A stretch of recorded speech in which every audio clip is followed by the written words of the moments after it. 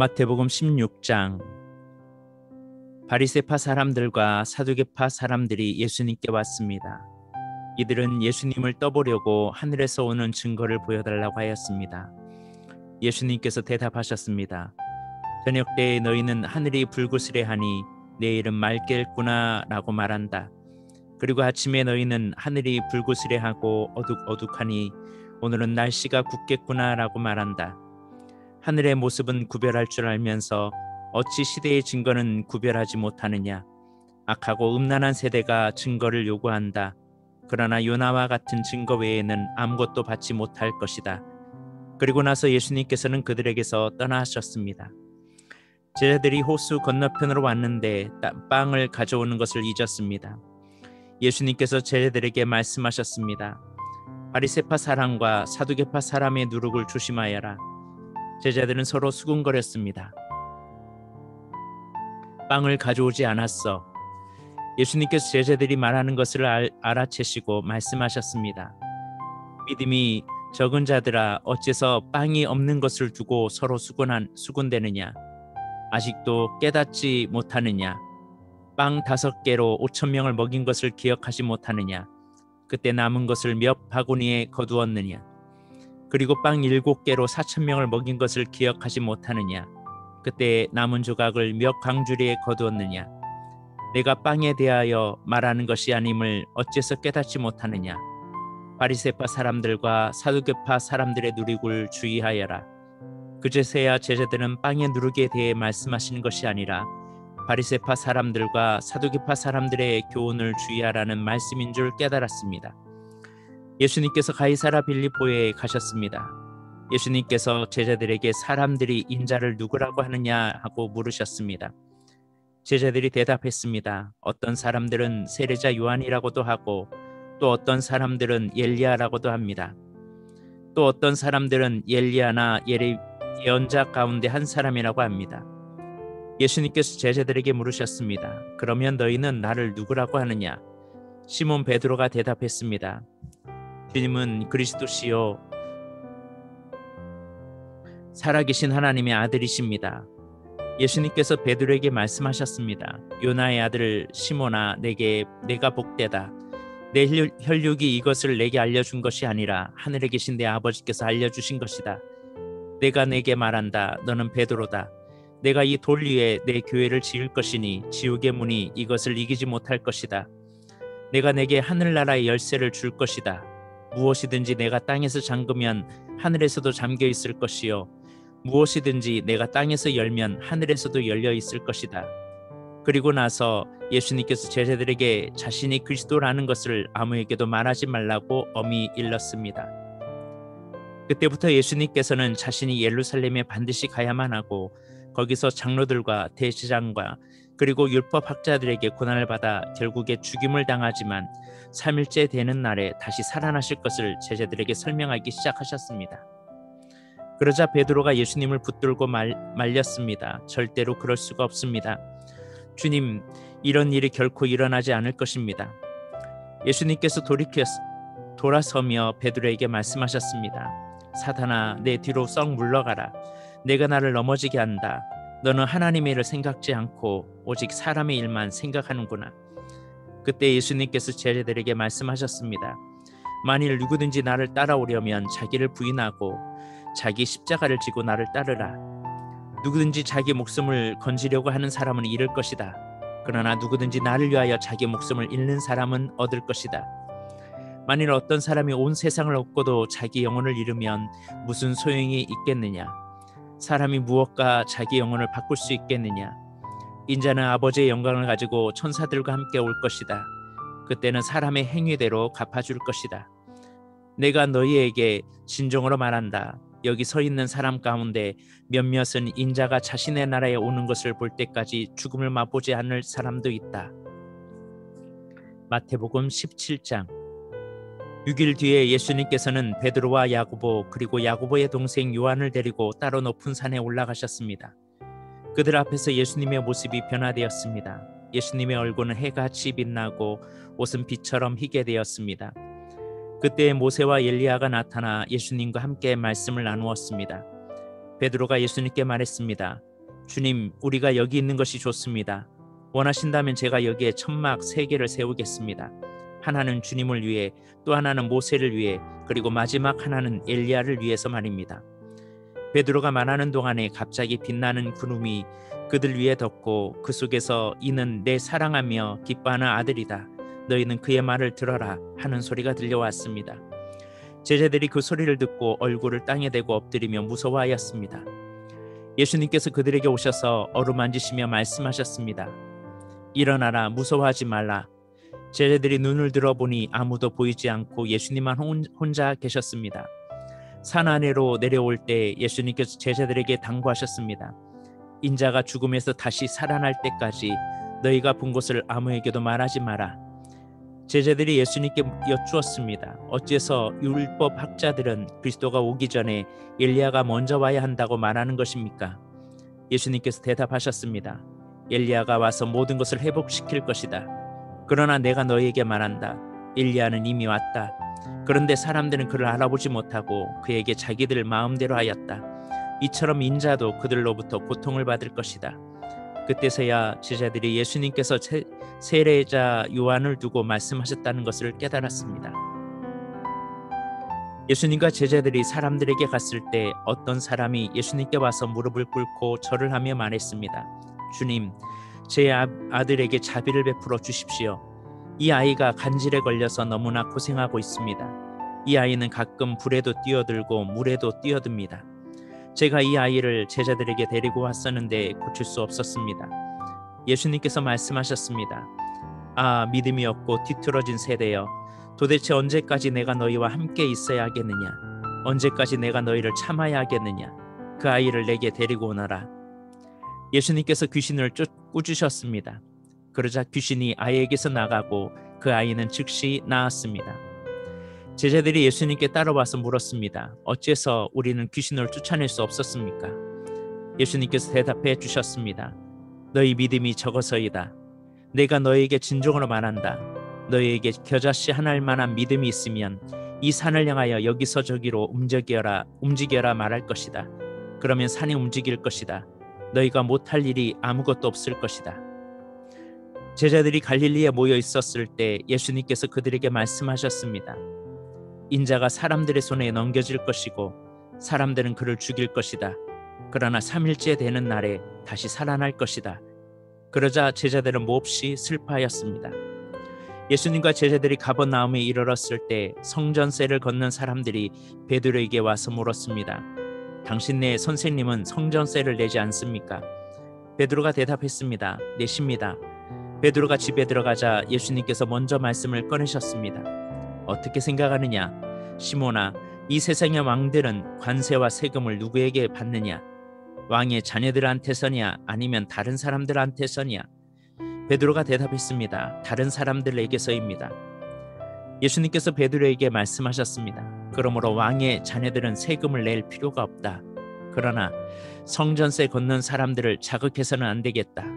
그러니 호수에 가서 낚시를 던져라. 그리고 첫 번째 낚은 물고기의 입을 벌려보아라. 은돈 1개가 있을 것이다. 그것을 가져다가 성전세 걷는 사람에게 나와 내 몫으로 주어라. 마태복음 18장. 그때 제자들이 와서 예수님께 물었습니다. 하늘나라에서는 누가 가장 높은 사람입니까? 예수님께서 한 어린아이를 부르시더니 제자들 앞에 세워 놓으셨습니다. 그리고 말씀하셨습니다. 내가 너희에게 진정으로 말한다. 너희가 돌이켜 어린아이처럼 되지 않으면 하늘나라에 들어갈 수 없다. 이 어린아이처럼 자신을 낮추는 사람이 하늘나라에서 가장 높은 사람이다.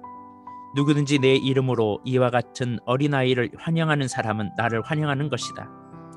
누구든지 나를 믿는 이런 어린아이 한 명이라도 죄를 짓게 하는 사람은 차라리 자기 목에 연자 맷돌을 메고 깊은 바다에 빠지는 것이 더 나을 것이다. 사람들을 넘어지게 하는 방해물 때문에 이 세상에 화가 미친다. 방해물이 없을 수는 없다.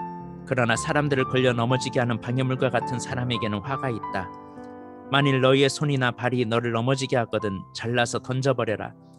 장애인으로 영원한 생명에 들어가는 것이 2손과 2발을 가지고 영원한 불에 던져지는 것보다 훨씬 낫다. 만일 너희의 눈이 죄짓게 하거든 뽑아서 던져버려라. 한 눈만 가지고 영원한 생명에 들어가는 것이 두 눈을 가지고 지옥불에 던져지는 것보다 훨씬 낫다. 이 어린아이 한 명이라도 업신여기지 마라. 내가 너희에게 말한다. 그들의 천사들이 하늘에 계신 내 아버지의 얼굴을 항상 뵙고 있다. 너희는 어떻게 생각하느냐? 만일 어떤 사람에게 100마리의 양이 있는데 그 중에서 한 마리가 길을 잃었다면 산에 99마리의 양을 남겨두고 길 잃은 그 양을 찾으러 가지 않겠느냐? 내가 진정으로 말한다. 만일 양을 찾게 되면 길을 잃지 않은 99마리의 양보다 그 한 마리의 양 때문에 더욱 기뻐할 것이다. 마찬가지로 이 어린아이 중 하나라도 잃어버린 것은 하늘에 계신 너희 아버지의 뜻이 아니다. 만일 내 형제가 내게 죄를 짓거든 가서 단둘이 있을 때 잘못을 지적하여라. 만일 그가 내 말을 들으면 내 형제를 얻은 것이다. 그러나 만일 내 말을 듣지 않으면 한두 사람을 데리고 다시 가거라. 그래서 내가 하는 모든 말에 두세 사람의 증언을 대라. 만일 그들의 말도 들으려고 하지 않으면 교회에 말하여라. 만일 교회의 말도 듣지 않으려고 하면 이방 사람이나 세리처럼 여겨라. 내가 너희에게 진정으로 말한다.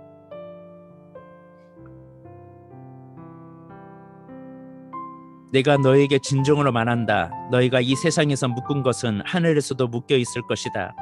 이 세상에서 너희가 푼 것은 하늘에서도 풀려 있을 것이다. 다시 너희에게 진정으로 말한다. 너희 가운데 두 사람이 이 세상에서 마음을 같이하여 무엇을 구하면 하늘에 계신 내 아버지께서 이루어 주실 것이다. 두세 사람이 나의 이름으로 모인 곳에는 나도 그들 가운데 있을 것이다. 그때 베드로가 예수님께 와서 물었습니다. 주님, 형제가 제게 죄를 지으면 몇 번이나 용서해 주어야 합니까? 7번까지입니까? 예수님께서 대답하셨습니다.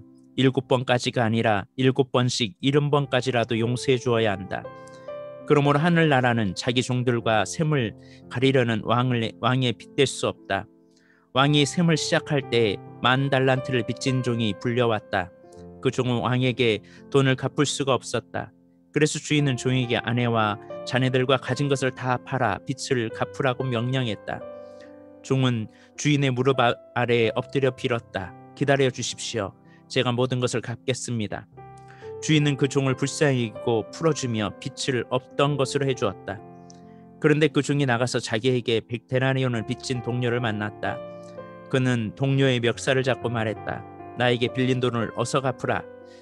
동료는 그 종의 무릎 아래에 엎드려 빌었다. 기다려 주게. 내가 모든 것을 갚겠네. 그러나 그 종은 들어주지 않았다. 가서 동료를 감옥에 넣고 자기에게 빚진 것을 다 갚을 때까지 갇혀있게 하였다. 다른 동료들이 이 광경을 보고 매우 딱하게 여겨 주인에게 가서 일어난 일을 자세히 말씀드렸다. 그러자 주인이 그 종을 불러 말했다. 이 악한 종아, 내가 나에게 빌기에 내가 내 모든 빚을 없던 것으로 해주었다. 내가 내게 자비를 베풀었던 것처럼 너도 내 동료에게 자비를 베풀어야 하지 않느냐? 그 주인은 매우 화가 나서 그 종을 감옥에 넣고 자기에게 빚진 것을 다 갚을 때까지 감옥에 있게 하였다. 이와 같이 너희가 형제를 마음으로부터 용서하지 않는다면 하늘에 계신 내 아버지께서도 너희에게 이같이 하실 것이다. 마태복음 19장. 이 말씀을 마치시고 예수님은 갈릴리로 떠나 요단강 건너편에 있는 유대 지방으로 가셨습니다.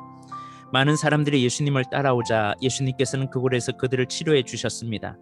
몇몇 바리새파 사람이 와서 예수님을 시험하려고 물었습니다. 무엇이든 이유만 있으면 자기의 아내와 이혼하는 것이 괜찮습니까? 예수님께서 대답하셨습니다. 너희가 이 말씀을 읽지 못했느냐? 맨 처음 사람을 만드신 분이 남자와 여자로 지으셨다. 그리고 이렇게 말씀하셨다. 그러므로 남자는 부모를 떠나 아내와 합한 것이다. 두 사람이 한 몸이 될 것이다. 이처럼 두 사람은 이제 둘이 아니라 한 몸이다. 하나님께서 묶으신 것을 사람이 나누지 마라. 바리새파 사람들이 물었습니다. 그러면 왜 모세는 이혼 증서를 주고 아내와 헤어지라고 명령하였습니까? 예수님께서 대답하셨습니다. 모세가 아내와의 이혼을 허락한 것은 너희 마음이 워낙 악하기 때문이다. 그러나 원래부터는 그랬던 것은 아니다. 내가 너희에게 말한다. 부정을 저지르지 않았는데도 아내와 이혼하고 다른 여자와 결혼하는 것은 간음죄를 짓는 것이다. 제자들이 예수님께 말했습니다. 만일 남편과 아내와의 관계가 이와 같다면 차라리 결혼하지 않는 것이 낫겠습니다. 예수님께서 대답하셨습니다. 모든 사람이 이 말을 받아들일 수는 없다. 오직 하나님께서 허락하신 사람들만이 그렇게 할 수 있다. 어머니 배에서 나올 때부터 고자로 태어난 사람이 있고 다른 사람에 의하여 고자가 된 사람도 있고 하늘나라를 위해 스스로 고자가 된 사람도 있다. 이 말을 받아들일 수 있는 사람은 받으라. 그때 사람들이 자기의 자녀들을 데리고 와서 예수님께서 손을 얹고 기도해 주시기를 바랐습니다. 그러자 제자들이 이들을 꾸짖었습니다. 예수님께서 말씀하셨습니다. 어린아이들이 내게 오는 것을 막지 마라. 하늘나라는 이런 어린아이와 같은 사람들일 것이다. 예수님께서 어린아이들에게 손을 얹어 기도해 주시고 그것을 떠나셨습니다. 어떤 사람이 예수님께 와서 물었습니다. 선생님, 영원한 생명을 얻으려면 어떤 선한 일을 해야 합니까? 예수님께서 대답하셨습니다. 왜 선한 것에 대하여 내게 묻느냐? 선하신 분은 오직 한 분뿐이다. 영원한 생명을 얻고 싶다면 계명을 지켜라. 그 사람이 물었습니다. 어떤 계명을 지켜야 합니까? 예수님께서 대답하셨습니다. 살인하지 마라, 간음하지 마라, 도둑질하지 마라, 거짓 증언하지 마라, 내 부모를 공경하여라, 내 이웃을 내 자신처럼 사랑하여라. 그 청년이 말했습니다. 이 모든 것은 지금까지 다 지켜왔습니다. 그 밖에 제게 부족한 것이 무엇입니까? 예수님께서 대답하셨습니다. 만일 내가 완전해지기를 원한다면 가서 내가 가진 것을 다 팔아 가난한 사람들에게 나누어 주어라. 그러면 하늘에서 보물을 얻게 될 것이다. 그런 후에 와서 나를 따르라. 이 말씀을 들은 청년은 매우 슬퍼하며 떠나갔습니다. 왜냐하면 그가 가진 재산이 너무 많았기 때문입니다. 예수님께서 제자들에게 말씀하셨습니다.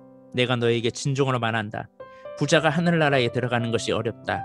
다시 너에게 말한다. 부자가 하나님의 나라에 들어가는 것은 낙타가 바늘구멍에 들어가는 것보다 더 어렵다. 제자들이 이 말씀을 듣고 매우 놀라서 물었습니다. 그러면 누가 구원을 받을 수 있습니까? 예수님께서 그들을 보시며 말씀하셨습니다. 사람은 할 수 없지만 하나님께서는 모든 것을 하실 수 있다. 베드로가 예수님께 말했습니다. 그렇다면 모든 것을 버리고 주님을 따른 저희에게는 무엇이 있겠습니까? 예수님께서 그들에게 말씀하셨습니다. 내가 너희에게 진정으로 말한다. 나를 따라오는 너희들은 인자가 영광의 보좌에 앉는 새 시대에 12보좌에 앉아 이스라엘 12부족을 심판하게 될 것이다. 나를 위하여 집, 형제와 자매, 부모와 자식 그리고 밭을 버리는 사람은 몇 배로 보상을 받을 것이며 영원한 생명을 얻을 것이다.